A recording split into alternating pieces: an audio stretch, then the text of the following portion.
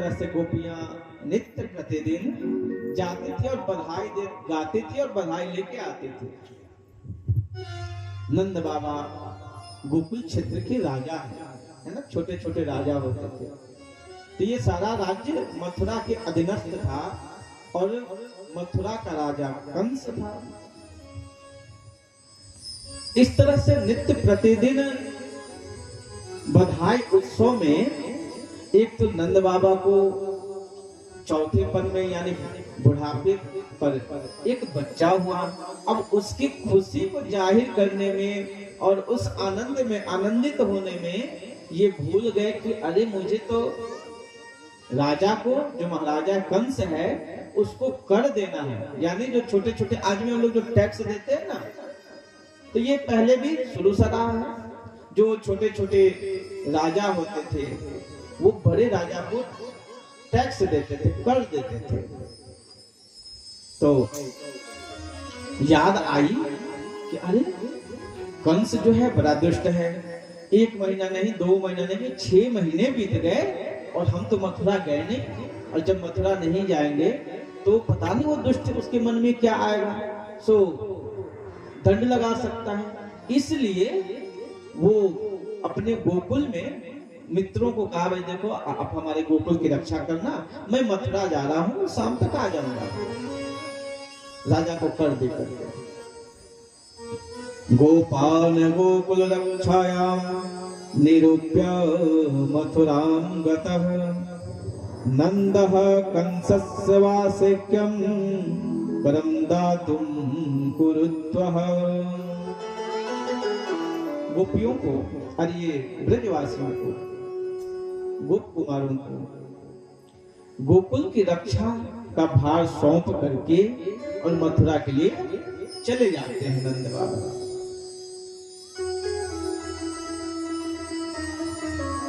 मथुरा गए हैं, वसुदेव जी से वार्तालाप हुई, मिलन हुआ। और वैसे भी हमारे यहाँ पहले लोग जो संबंध होता था ना, उसको बड़े बखूबी निभाते थे। आज हम सबका संबंध, रिश्ता जो है, आज ये मोबाइल आदि इसके कुछ उपयोगिता तो है, पर ये संबंधों को बड़ा दूर कर दिया है। आज लोग निमंत्रण नहीं देते, फोन चलो है, आजकल कॉल भी नहीं करते, व्हाट्सएप करते हैं। और फिर कहेगा अरे मैंने तो व्हाट्सएप पे भेज दिया था। इतना मतलब दुराव हो गया, इतना दूरी बन गई है कि एक जैसे लगता है फॉर्मेलिटी पूरा की जा रही है। पहले का संबंध था जब लोग एक दूसरे के दुख और सुख में जाते और आते थे, फिर वो संबंध बना होता था, उसमें आत्मीयता नजर आती थी। आज वो सब गायब है। और पहले लोग खिलाते भी थे ना, आजकल ये जो चला ना पश्चिमी संस्कृति का ऐसा माहौल बन गया और हम लोग उसी में ऐसे ढल गए। पहले लोग खिलाते थे ना, शादियों में, किसी भी फंक्शन में, तो लोग बड़े प्यार से, भैया एक रसगुल्ला और खा लो, भैया एक पूरी और खा लो। अब कोई नहीं पूछने वाला आप खाए कि नहीं खाए, ये कोई नहीं, बस चल रहा है, स्टॉल लगाए, आपने खाना खाओ जाओ।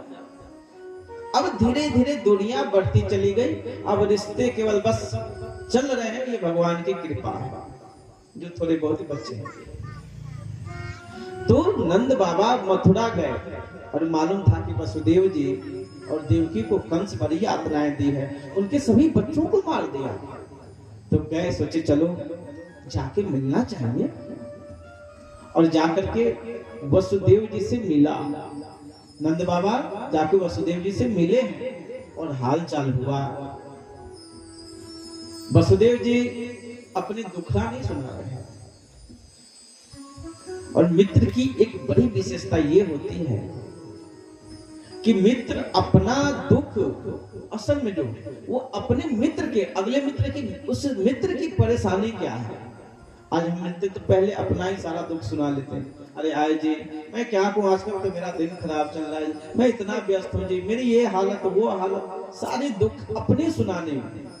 पर मित्र का धर्म क्या होता है, पहले अपना दुख नहीं सुनाना, पहले अपने मित्र का दुख सुनना, या उसकी खुशी है उसको जाहिर करना अपने शब्दों में, अपनी भावनाओं में, तो जिस वसुदेव जी के 6 पुत्र, 7 8 जो भी कहें, 8 पुत्र, उनके तो हाथ में कुछ नहीं आया। 6 को कंस ने सामने मार दिया, 7वां गर्भपात, 8वां कन्या। तो अब तो वसुदेव जी के पास कुछ है नहीं खुशी जाहिर करने का, पर फिर भी अपने मन को समझा के और फिर वसुदेव ये नंद बाबा से पूछते हैं कि भैया मैंने सुना है आपको एक पुत्र हुआ है। अभी उनको स्मृति नहीं कि हमारा एक पुत्र वहां है। यही माया है।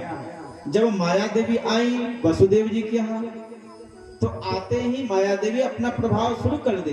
कारागार में गई, भगवान आए तो सारा बेड़ियां खुल गए, और जैसे ही माया देवी आई सब लग गए, द्वारपाल लग गए, और सारे जो ज्ञान था वो सारा ज्ञान भी माया के प्रभाव से दब गया। तो नंद बाबा से कहते हैं कि बाबा आप मित्र, आपको एक पुत्र हुआ है, सुन करके बड़ी प्रसन्नता हुई और आपको लख लख बधाई हो, आपका लल्ला जुग जुग जीवे। पर नंद बाबा वो भी तो मित्र है, वो अपने मित्र धर्म कैसे छोड़ सकते हैं। उन्होंने कहा भैया अरे मेरे एक पुत्र हुए, आप इतनी खुशी जाहिर करें, पर मैं क्या कहूँ आपसे। मैं तो ये भी नहीं कह सकता कि आपके पुत्र, आपको सारे पुत्र मारे गए, इसका हमको दुख है, उस दुख में एक सुख क्या हो सकता है। हाँ, रोहिणी भाभी के गर्भ से एक बालक जन्म लिया है, वो बहुत अच्छा है। कहा कोई बात नहीं। वसुदेव जी ने कहा कि आपका भी लल्ला तो मेरा ही लल्ला है, वो भी तो मेरा ही पुत्र है, और कोई बात नहीं, आप हमारे पुत्रों के जाने का दुख न करें, आप खुश रहें, प्रसन्न रहें। इसलिए रामायण में भी गोस्वामी बाबा ने मित्र धर्म की व्याख्या करते हुए कहा, जो न मित्र दुख हो ही दुखारी, जो न मित्र दुख हो ही दुखारी, जो न मित्र दुख हो ही दुखारी, जो न मित्र दुख हो ही दुखारी, तिनहि बिलोकत पातक भारी, तिनहि बिलोकत पातक भारी, निज दुख गिरि रज सम कर जाना, निज दुख गिरि रज सम कर जाना, निज दुख गिरि रज सम कर जाना, निज दुख गिरि रज सम कर जाना, मित्र के दुख रज मेरो समाना, मित्र के दुख रज मेरो समाना, तेरा मित्र दुख होहि दुखारे, मित्र दुख होहि दुखारे। जेन मित्र है ना, दुख हो ही दुखारे। जो अपने मित्र के दुख से दुखी ना, वो मित्र कैसा। फिर तो वैसा मित्र जो कहे कि मैं मित्र हूं और अपने मित्र के दुख सुख में ना सम्मिलित हो, तो ऐसे मित्र का धर्म तो ह्रास हुआ, वैसे को देखने पाप समझा जाता है। ते नहीं बिलोकत पातक भारी, वैसे को देखना पाप है। और अपना दुख पहाड़ के समान हो, और हमारे मित्र का दुख अगर थोड़ा सा भी हो ना, तो अपने पहाड़ जैसा दुख को थोड़े से छोटे से समझना चाहिए, गज के समान, अरे कुछ नहीं है। पर अपने मित्र के ऊपर अगर छोटा सा भी दुख आ जाए, उसको बहुत बड़ा समझ करके तत्क्षण उसके उपाय में, उसकी व्यवस्था में लग जाए, ये मित्र धर्म है। इस तरह से बहुत देर से बातचीत करने के बाद अब श्री वसुदेव जी ने कहा कि नंद बाबा अब काफी टाइम हो गया, अब आपको मथुरा ये गोकुल जाना चाहिए, आपका बालक छोटा है, आपकी उपस्थिति वहां जरूरी है। इधर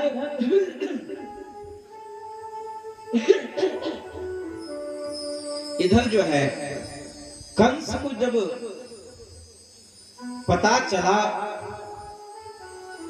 कि भाई तुम्हें मारने वाला जन्म ले लिया है, और आकर के जब ये बात यत्र तत्र से पता चला तो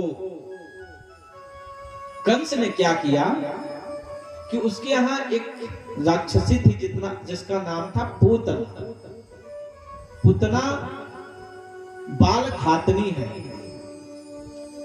तो कंस ने कहा कि बहन तुम जाओ और गोकुल के क्षेत्र में जितने बालक हैं उन बालकों को तुम मार डालो, क्योंकि मुझे लगता है गुप्त चरों के द्वारा मुझे पता चला है कि कुछ छल हुआ है हमारे साथ, इसलिए तुम जाओ।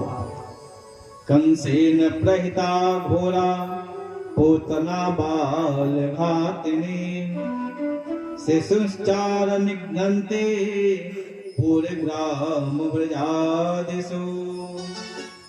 कंसेन प्रहिता घोरा पूतना बाल घातिनी, कंस ने पूतना जो बाल घातनी है उसको, बच्चों को, छोटे छोटे बच्चों को मार करके वो उसका खून पिया, ऐसी थी वो, बच्चों का मारना है उसका काम था, भेज दिया। और जब वो जाती है गोकुल क्षेत्र में, तो अभी तो नंद बाबा मथुरा में है, अभी तो वार्तालाप हो ले जाने को सोच रहे हैं, पर उनसे पहले पूतना मौसी वहां पहुंच गई, और पहुंच करके ब्रज में घूमी रही थी, सो उसको नंद बाबा के दरवाजे पर बधाइयां सुनाई दी, सो पहुंच गई वो पूतना, अरे लगता है यहाँ कोई बच्चा जन्म लिया है, और जा करके भेष अपना जो आसुरी भेष है ना उसको बदल लेते हैं, और एक सुंदर स्वरूप बना करके, एक सुंदर अप्सरा जैसे स्वर्ग की अप्सराएं होती है, सुंदर बना करके, और जाकर के जैसे ही गोकुल में प्रवेश करती है, गोकुल की नारियां जब देखती करे इतनी सुंदर औरत हमारे इस ब्रज क्षेत्र में कहां से आई है, सब ने सोचा कि देखो नंद बाबा का जब से लल्ला हुआ है ना तब से कुछ नया नया होता है। अब देखो इसके लल्ला को देखने के लिए स्वर्ग लोक से, वैकुंठ से देवी देवता आते हैं, क्योंकि भोलेनाथ भी गए हुए थे दर्शन करने भेष बदल करके। तो नित्य प्रतिदिन लोगों ने देखा भाई लगता है कि सब एक से एक देवता भी यहाँ आते हैं हमारे यहाँ, ऐसा क्या है इस नंद की छोरा में, इस लल्ला में। पर खैर आ तो रहे हैं। तो जैसे ही भूदेवी आई, किसी ने हिम्मत किया कि पूछ लेते हैं भाई कहां से आई हो, पर सोची कि देखो अतिथियों से ऐसा व्यवहार नहीं किया जाता, आते आते कुछ लोग कहां से आए हो, क्या नाम है, क्या करना है ना, 50 काम पहले पूछ लो तो गड़बड़ हो जाता है। तो इसलिए वो पूछना उचित न समझी, और वो देवी जो पूतना है वो पूछती है, हाँ जी इधर मुझे बधाइयां सुनाई दे रही थी, यहाँ किसी के यहाँ कोई लल्ला हुआ है क्या? कि हाँ जी हमारे जो नंद बाबा हैं उनके यहाँ एक लल्ला हुआ है। तो पूछी किधर घर है? अब वो सामने जाओ ना। अब उसको तो पता करना था कि है कौन, नंद जी यशोदा जी सब नाम दूसरे तरीके से पूछ ली और पहुंच गई। और पहुंचते ही यशोदा जी लल्ला को पलने में सुला करके और अब वहां से हट रही थी, सो देखते ही समझ गई ये माता है यशोदा। गए और जाकर के और बड़े प्रेम से मिले, ये नहीं अनजान जैसा नहीं, यशोदा से मिलते हैं, अरे यशोदा बहना तुमको लल्ला हुआ मुझे बताई भी नहीं, सब आते सब मिले पर मुझे तो बताई तक नहीं। यशोदा जी घबराई, ये कौन है इतना सुंदर स्त्री, अभी तक तो मैंने कभी देखा ही नहीं, ये बहन कह रही है। मन में आया पूछ ले क्या कि कहां से आई हो, पर वो सोची कि अगर पूछेंगे तो यही कहेंगे कि देखो अब इसको इस अवस्था में, बुढ़ापे में एक जन्म बच्चा क्या लिया, ये अब अपने रिश्तेदारों को पहचानना भूल गई। यह सोचकर के यशोदा जी ने सोचा कोई बात नहीं है, होंगे कहीं ना कहीं किसी न किसी रिश्ते की होंगे, चाहे नजदीक न सही दूर के रिश्ते की होंगी, बहन कहिए तो बहन होगी। कहा बहन कोई बात नहीं, अरे ऐसा नहीं है, होता है कभी कभी विस्मृतियां हो जाती हैं, पर आपसे प्रेम थोड़ी कम है। कहा अच्छा ये सब छोड़ो, पहले मुझे लल्ला का दर्शन करना है। लल्ला कहाँ है? कहा दीदी अभी तो मैं पलना में सुला के आ रही हूँ।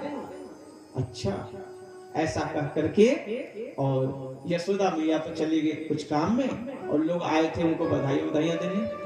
इतने में पुतना को समय मिला और देखी कि अभी तो यशोदा मैया उधर व्यस्त है, सो अपना मैं इतने में काम बना लूं, और इतने में वो गई लल्ला को देखी, और जैसे ही पुतना ने देखा भगवान ने अपने नेत्र बंद कर लिए, नेत्र बंद कर लिए। अब कुछ कुछ महापुरुषों का अलग अलग भाव है कि भगवान नेत्र क्यों बंद कर लिए। कुछ महापुरुषों ने व्याख्या दी, अपनी भावना रखी कि भगवान गोकुल में आए थे, सोचा चलो गोकुल में जाएंगे, माखन मिश्री खाएंगे, पर ये तो पुतना मौसी पहले जहर से ही शुरू कर रही है, तो सोचा चलो भोलेनाथ को याद कर ले। कहते हैं बाबा ये जहर वहर पीना मेरे बस की बात नहीं, ये आपका काम है, आप आओ और इसको पान करो। कुछ कहते हैं नहीं नहीं ये भी बात होगी, पर भगवान नेत्र बंद कर करके और ये याद कर रहे थे कि ये पुतना मौसी आई है, अगर मैं कहीं देख लूं तो मेरे नेत्र में एक ऐसा प्रभाव है, मम दर्शन फल परम अनुपा, है ना, जीव पावने सहज स्वरूपा। ये भगवान के दर्शन का प्रताप है। तो कहा कि अगर दो हो सकता है बात, या तो मेरे दर्शन से मम दर्शन फल परम अनुपा, जीव पाव निज सहज स्वरूपा। पहला तो ये होगा कि इसके मन पवित्र हो जाएंगे, है ना, सहज स्वरूपा, वो अपने स्वरूप का बोध हो जाएगा, फिर उसको लगेगा कि अरे मैं क्या करने आई हूं, या फिर निज सहज स्वरूपा, या फिर वो अपने असली रूप में आ जाएगी, फिर राक्षसी रूप में आ जाएगी। तो जो प्रयोजन से आई है वो पूरा नहीं होगा, नेत्र बंद कर।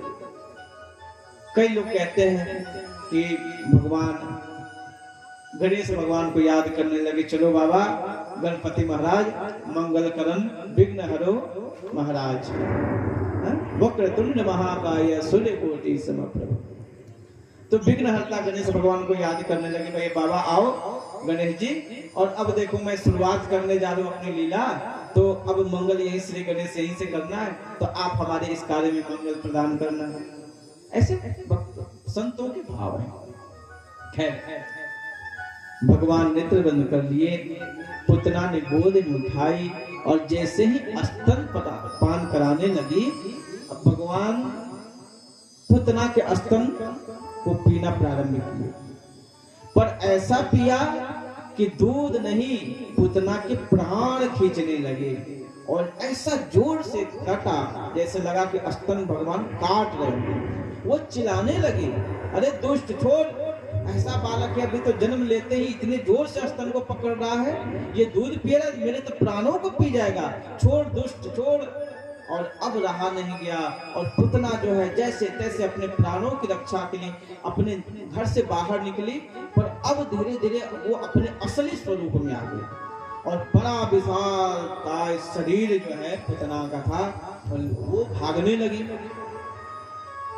भगवान ने सोचा ये पुतना जा रही मथुरा की तरफ, अब अभी तो मुझे मथुरा जाना ही नहीं है, मुझे तो गोकुल में रह के भी माखन मिश्री खाने हैं। तो भगवान ने तुरंत पुतना का काम तमाम कर दिया। बोलो सच्चिदानंद भगवान की।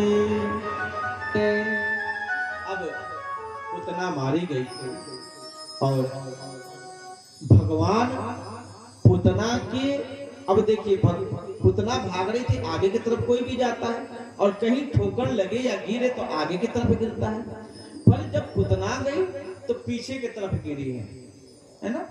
लोगों ने कहा पीछे की तरफ क्यों गिरी, गिरना तो चाहिए आगे, पर पीछे क्यों गिरी। तो ये भगवान की लीला है।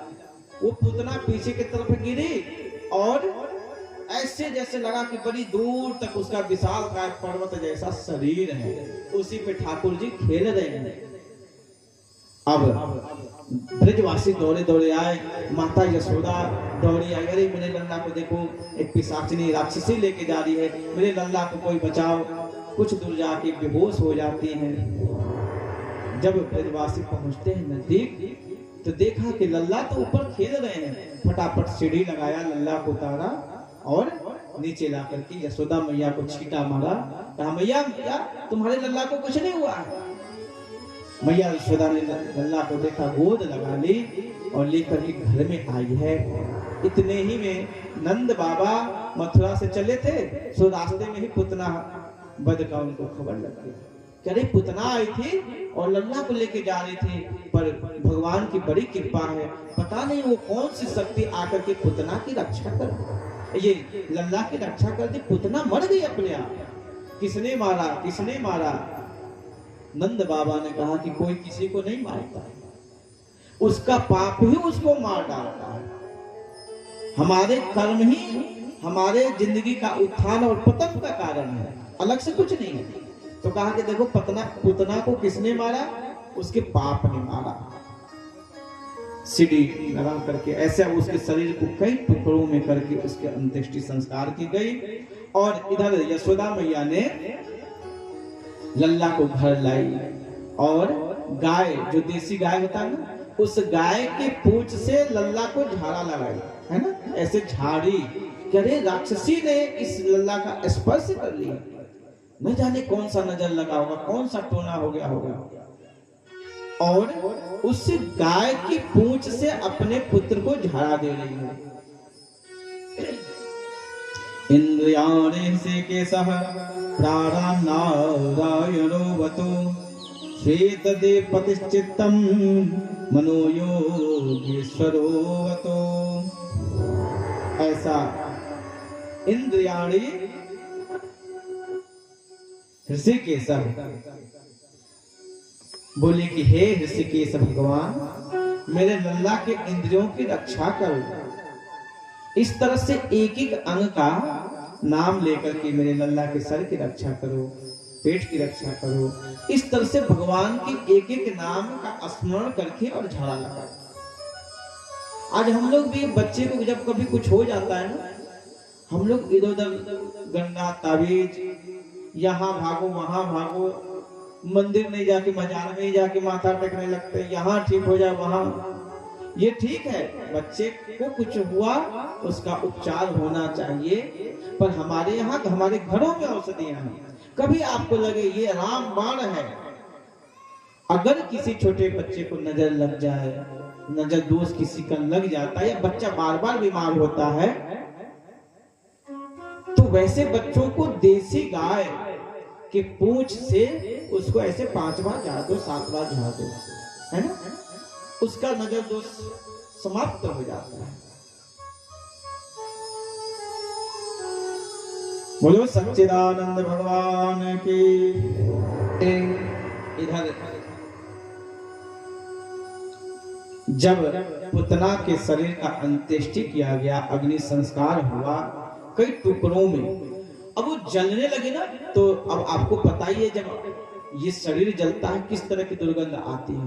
पर पुतना जब मरी तो सुगंध सा जैसे लगा कि कहीं स्प्रे मारा हुआ है, पुष्पों की खुशबू आ रही है, बहुत सुंदर सुगंध। ब्रजवासियों को बड़ा आश्चर्य हुआ, करिए पिशाचनी है, राक्षसी है, और इसके शरीर से ऐसा सुगंध, ये तो बड़ा आश्चर्य है भाई। लोगों ने मन में सोचा कि आखिर ऐसा क्या हो सकता है, पर इस रहस्य को तो परमात्मा जानते हैं। जैसा मैंने कल कहा था कि परमात्मा जिसको पकड़ लेते छोड़ते नहीं है। तो आज पुतना को भगवान ने सदगति प्रदान की। अब बताइए, जो मारने की इच्छा से आई हो और उस पुतना को भगवान ने सद्गति प्रदान की। कितने दयालु हैं भगवान।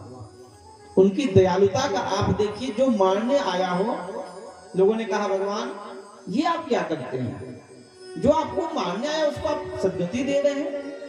भगवान ने कहा जाने दो, मारने आई हो या जो भाव से आई हो, पर मुझे दूध पिलाया है। भगवान कहते हैं कि पुतना मेरी मासी है,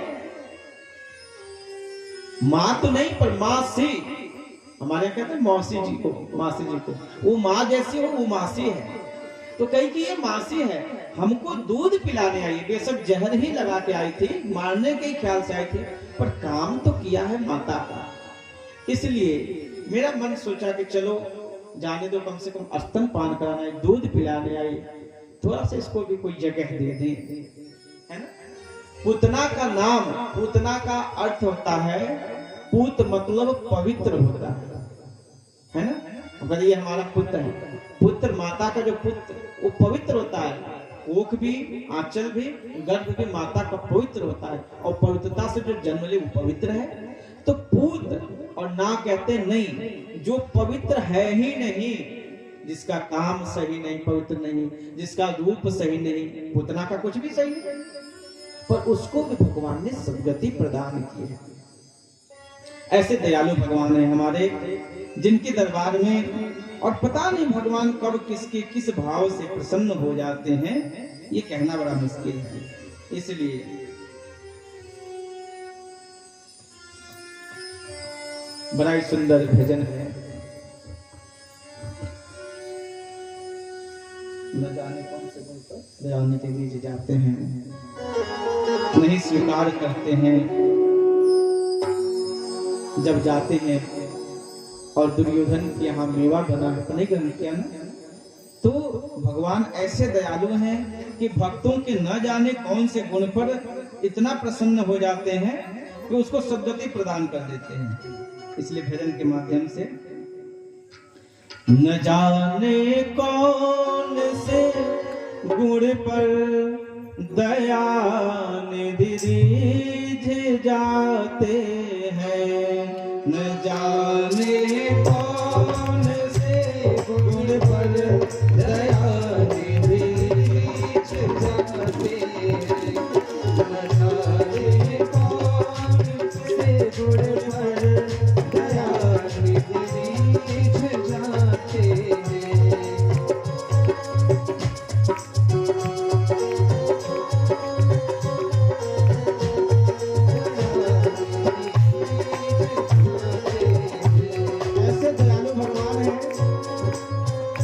हमारे अगर पापों को देखा जाए ना, तो हमारा कभी निस्तार, हमारा मोक्ष हो ही नहीं सकता, मुक्ति तो मिल ही नहीं सकती है, क्योंकि हम लोग छिन छिन भोजनहार हैं। पर भगवान ऐसे दयालु हैं कि हमारे कभी उन कमियों को देखते तो कभी नहीं होता, पर हमारे किसी एक अच्छाई को देख करके भगवान प्रसन्न हो जाते हैं। इसलिए अपने जीवन में बहुत सारे चीजों को हम नहीं कर पाए, पर अपने जीवन का कोई एक अच्छा सा मार्ग, एक लक्ष्य बनाने, जैसे राजा हरिश्चंद्र ने अपने जीवन में सत्य को धारण किया, उसको जीवन पर्यंत निभाया, तो हम भी अपने जीवन में जो कर सकते हैं, ठाकुर जी को प्रतिदिन प्रणाम करना, जीवन पर्यंत हमें प्रणाम कर लेना है। एक माला जपना है तो जीवन पर्यंत जपना है। अगर ठाकुर जी पे विश्वास करना है तो जीवन पर्यंत करना है। इसलिए जब एक गुण हमारा प्रभु देख लेंगे, हो गई बात, बन जाएगी। न जाने कौन से गुण पर दया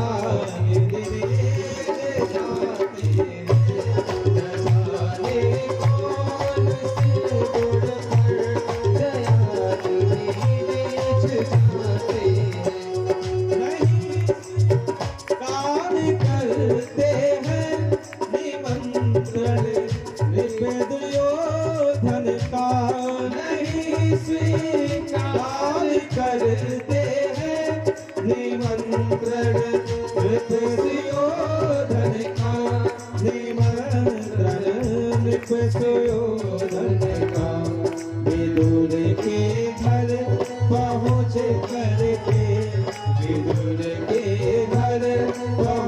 करके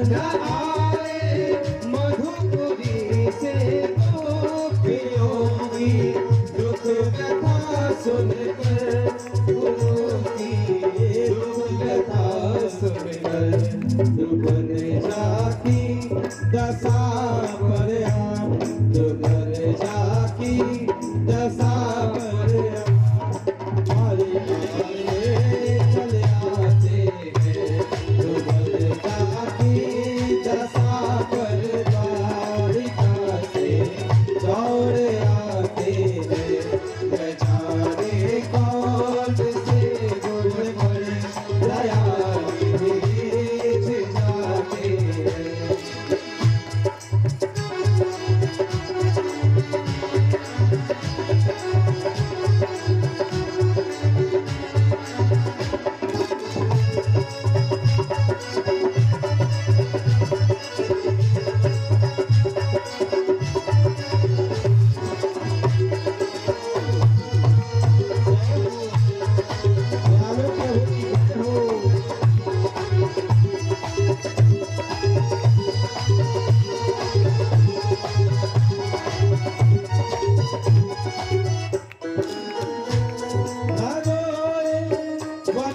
मन में से पिता की वेदनाओं पर न रोए मन में से पिता की वेदनाओं पर न रोए मन में से पिता की वेदनाओं पर न रोए मन में पिता की वेदनाओं पर पिता की वेदनाओं पर उठा कर गेत को निज गोद उठा कर गेत को निज गोद में आओ बहाते हैं उठा कर गेत को निज गोद में आओ बहाते न जाने कौन से गुण पर दया बीज जाते न जाने कौन से गुण पर दया बीज जाते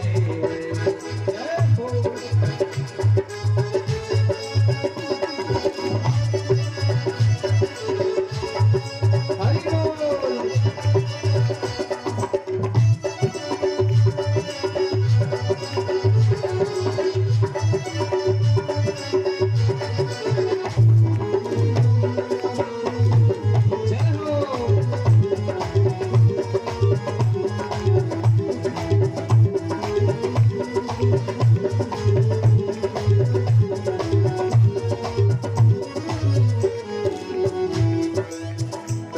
कठिनता से चरण धोकर मिले कुछ बिंदु विधि हरि को कठिनता से चरण धोकर मिले कुछ बिंदु विधि हरि को कठिनता से चरण धोकर मिले कुछ बिंदु विधि हरि को कठिनता से चरण धोकर मिले कुछ बिंदु विधि हरि को मिले कुछ बिंदु विधि हरि को वो चरणों तक स्वयं केवर वो चरणों तक स्वयं केवर के घर जाकर रुलाते हैं वो चरणों तक स्वयं केवर के घर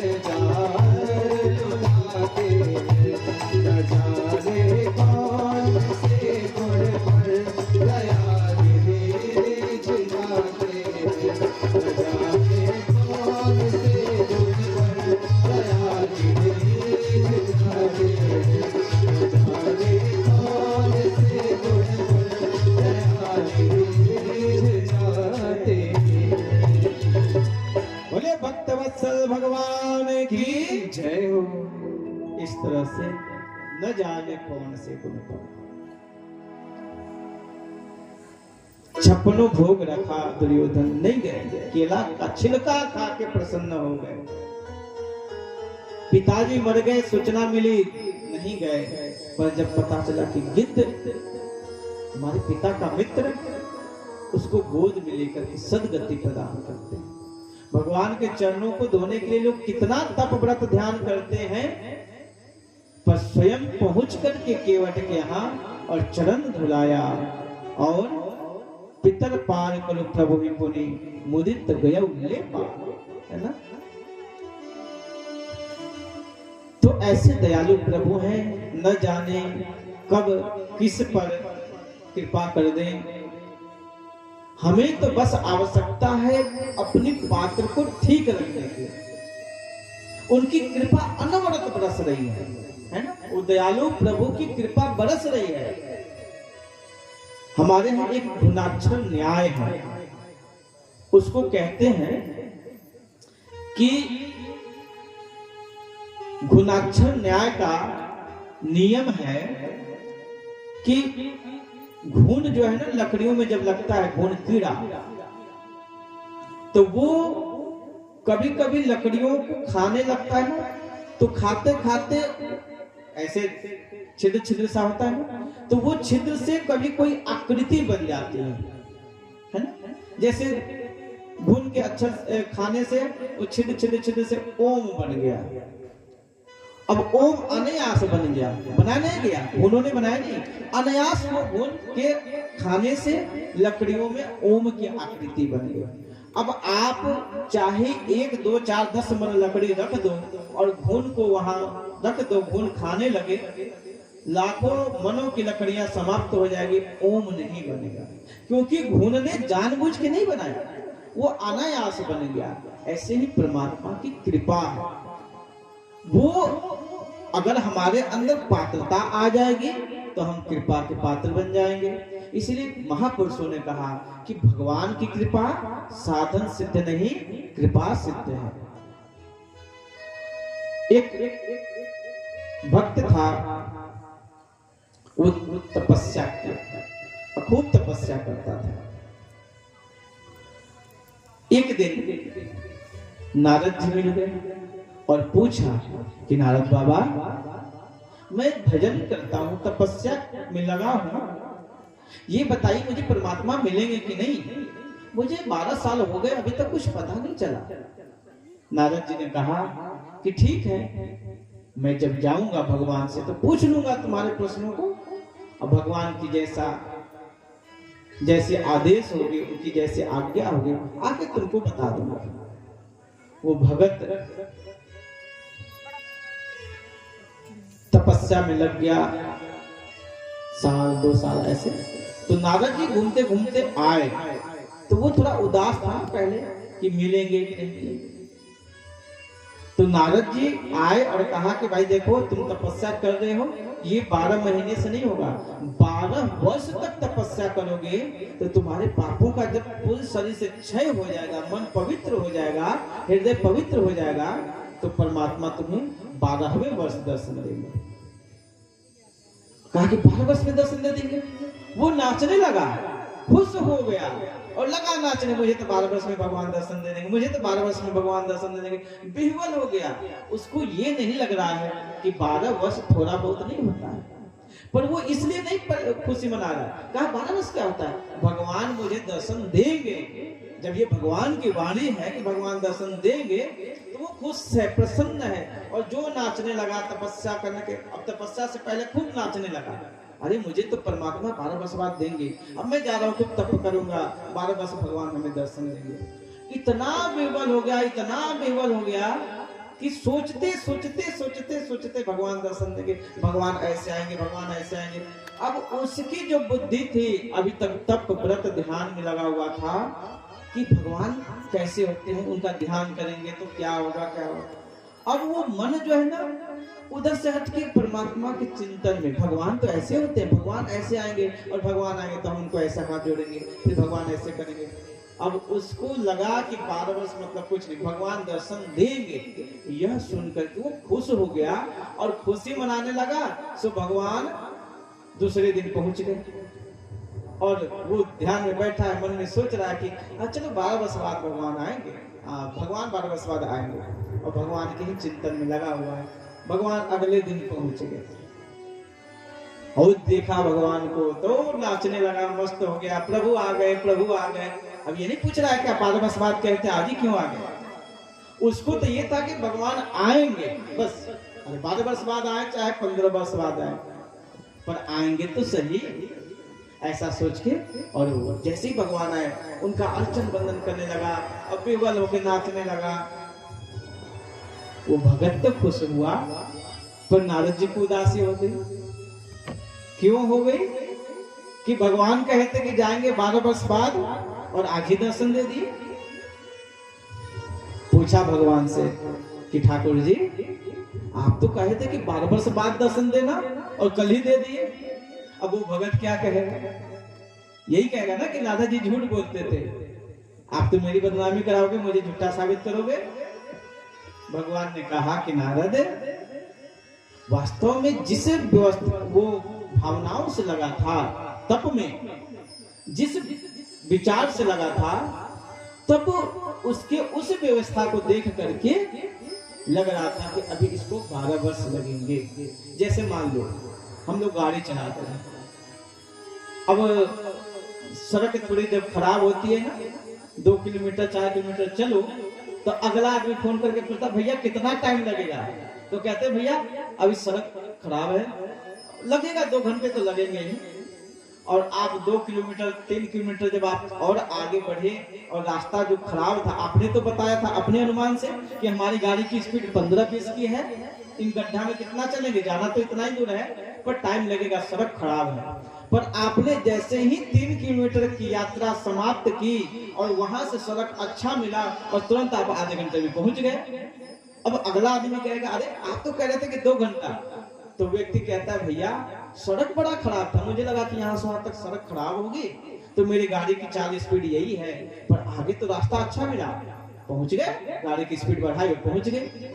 तो भगवान ने कहा कि मैंने जो उसकी स्पीड देखी थी ना, उस स्पीड से तो लग रहा था कि इसको 12 वर्ष तक लगेंगे, पर अब इसकी स्पीड बढ़ गई और जैसे ही इसकी स्पीड बढ़ी तो मुझे तो इस भावना तक पहुंचना था, अब लगा कि नहीं ये तो बिल्कुल मुझे प्राप्त कर लिया, भगवान आकर के दर्शन दे दिए। बोलो भक्तवत्सल भगवान की जय। तो ऐसे दयालु प्रभु ने, भगवान ने